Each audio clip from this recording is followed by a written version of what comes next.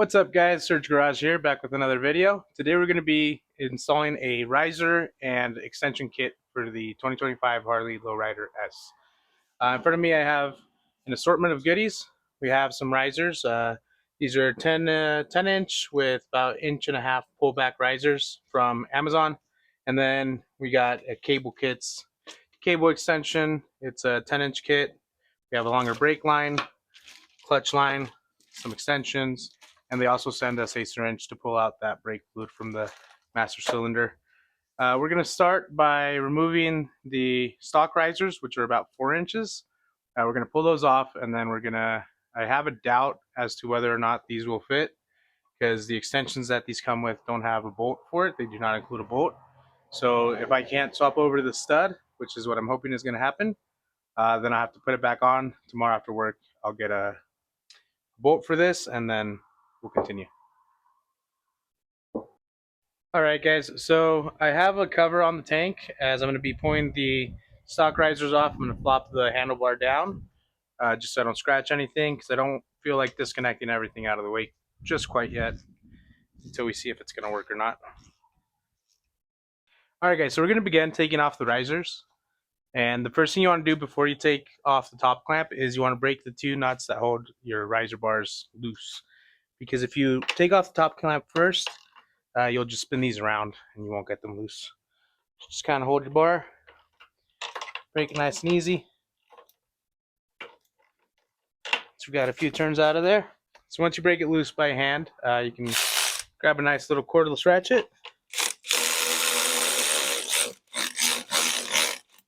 run those out.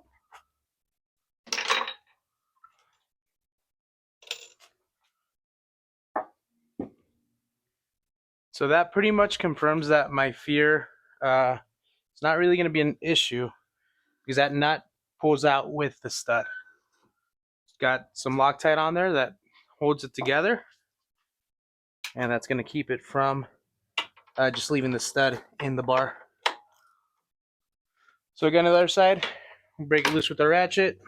Try not to ding your stuff up too bad. Let's get a couple of turns out of there. We're going to come in and grab our cordless ratchet once again. Run these suckers out. Have a few turns done on there. And now we're going to jump over to the 1/4 inch Allen socket. Break them loose by hand. Run them out. It's just 4 of these.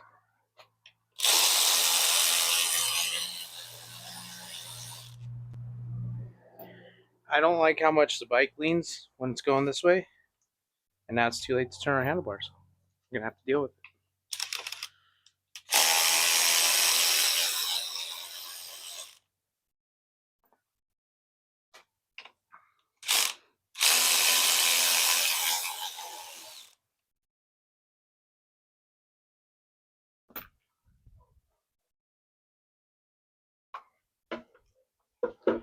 Get our gauge cluster up and out of the way. That's gonna have to pop out of there. We have a relocation kit because we are gonna be sticking those underneath the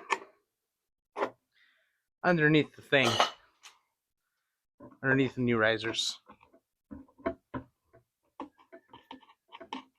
Let's see. All right, we're gonna pop the gauge cluster out and disconnect it.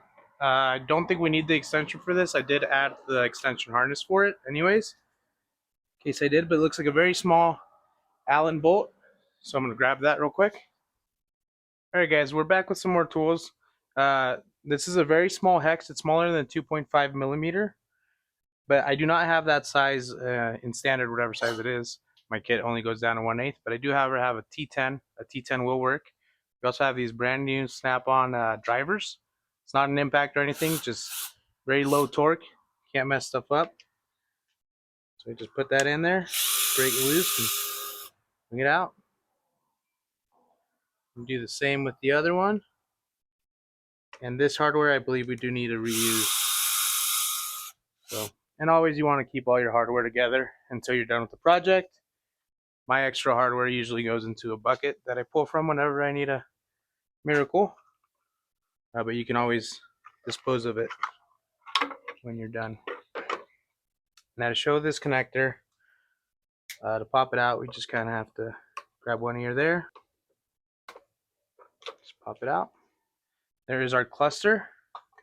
Again, it's going to be relocated to underneath the bar, so we're just going to set it aside for now. Keep it somewhere safe. That cluster out of the way, we're able to freely turn these out. I'm just holding the bolt in on the bottom side.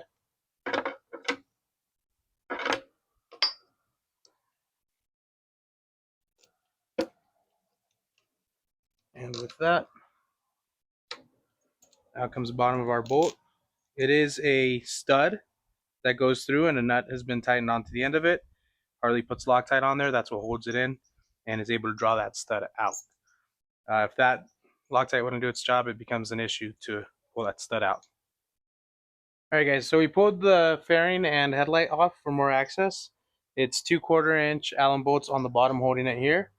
And then on the side for these brackets at the top, pulled off 2 T27 Torx bolts off of the bottom there. So with that out of the side, we're going to set it out and find our connection points for our harness.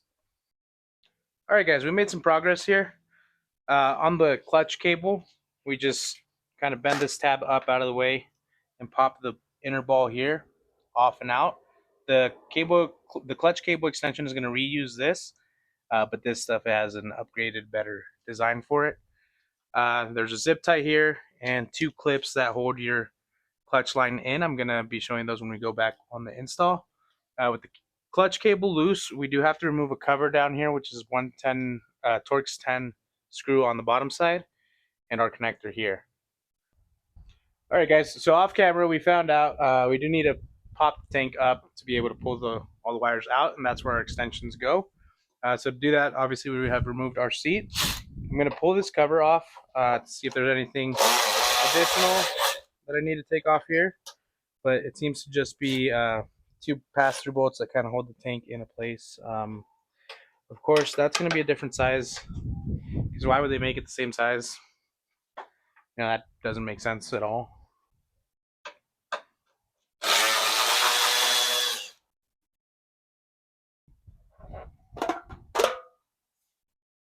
And it's just a beauty cover.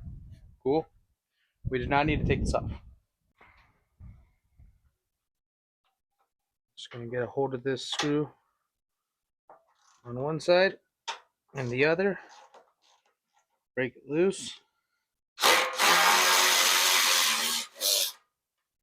And pop that nut on the back side all the way out. We'll be doing that again on this side.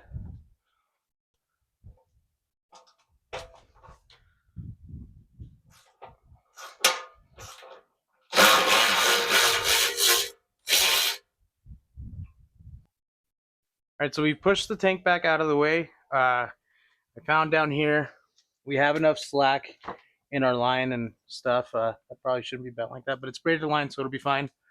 And we put our bolt through here, just kind of holds the tank in place. When you get into here, that's where our extensions are going to go. So we got to pull this out, get those flexible brake lines to flex a little bit for us. And we have hard lines on the other side. So we're going to pop this sucker out to let it kind of flop down. Alright guys, my camerographer went to go get food, but here's what we're working with.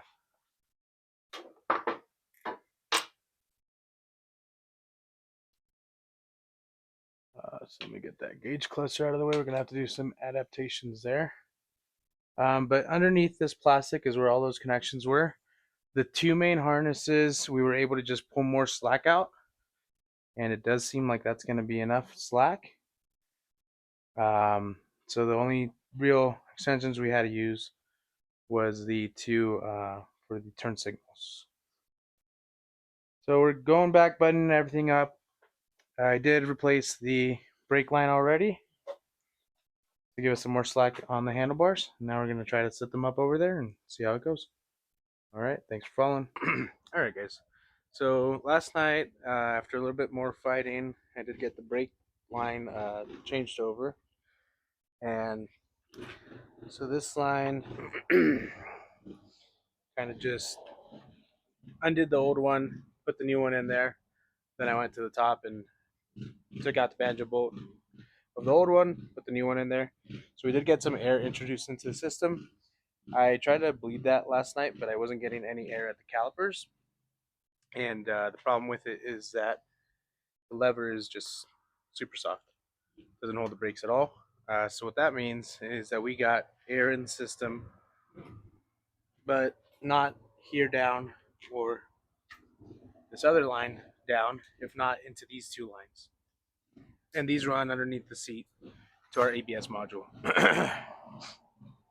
So in order to try to clear that, what we're going to do is we're going to pop that seat off, do the same procedure as you would to bleed brakes, but we're going to do it at the module, get as much air as we can until we have a stiff enough brake on the front. And then once that's done, we're going to go onto the gravel and lock up that front wheel so that the ABS pump activates and pushes that air out of there.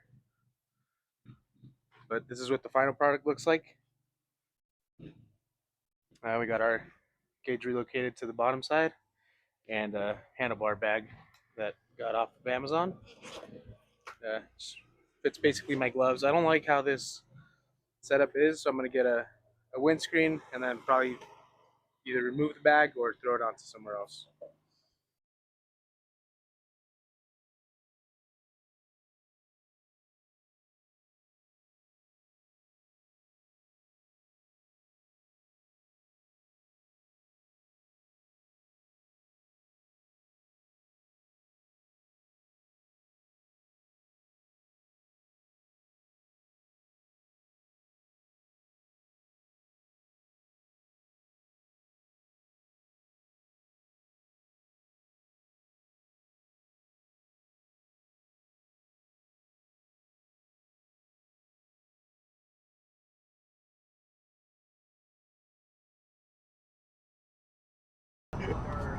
So bike night got a little out of hand.